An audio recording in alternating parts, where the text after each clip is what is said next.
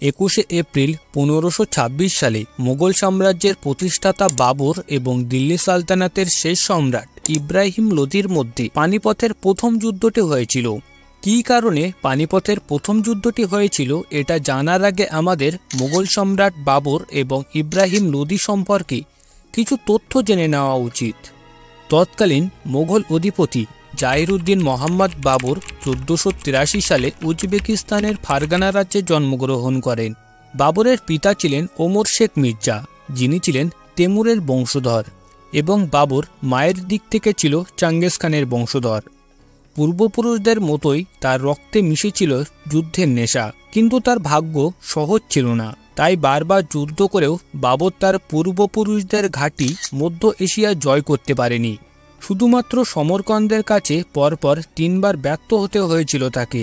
এরপর তিনি কাবুল দখল করেন। পানিপথের প্রথম যুদ্ধের আগে বাবর 4 বার ভারত আক্রমণ করেছিল। পানিপথের প্রথম যুদ্ধ ছিল তার 5ম ভারত আক্রমণ।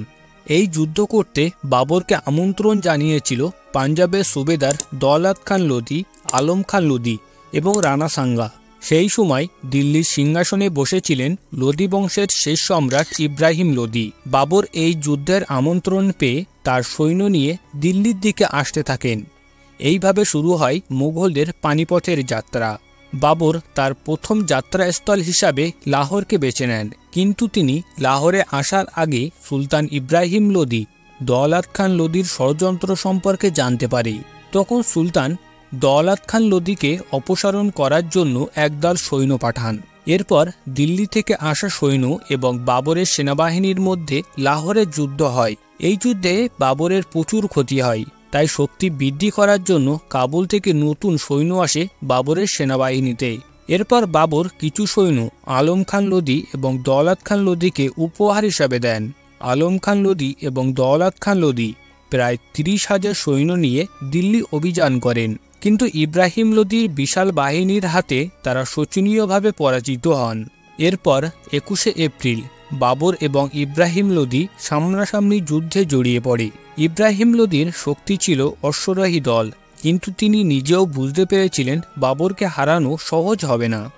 তাই তিনি ঘোড়ার পাশাপাশি একদল হস্তি বাহিনী গড়ে তোলেন। এদিকে বাবরের সেনাবাহিনীতে ছিল তুর্কি, মঙ্গল, পারস্য এবং আফগান অঞ্চলের যোদ্ধারা, আর বাবরের গোপন অস্ত্র ছিল গোলন্দাজ বাহিনী। বাবর প্রায় 4 ধরনের 20টি কামান দিয়ে গোলন্দাজ বাহিনীকে সাজিয়েছিল এবং গোলা হিসাবে ব্যবহার করত পাথর এবং বিভিন্ন ধাতুর তৈরি গোলক।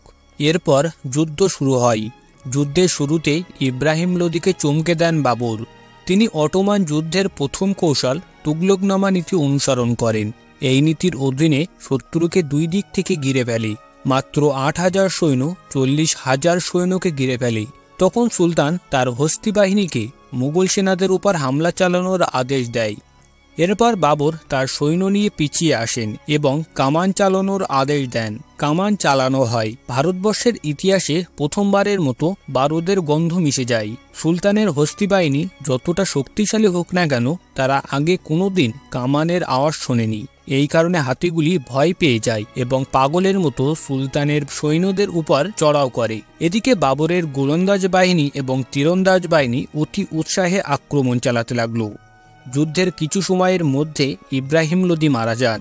এরপর বাবর দিল্লি দখল করে এবং শুরু হয় ইতিহাসের নতুন অধ্যায়, মুঘল সাম্রাজ্য।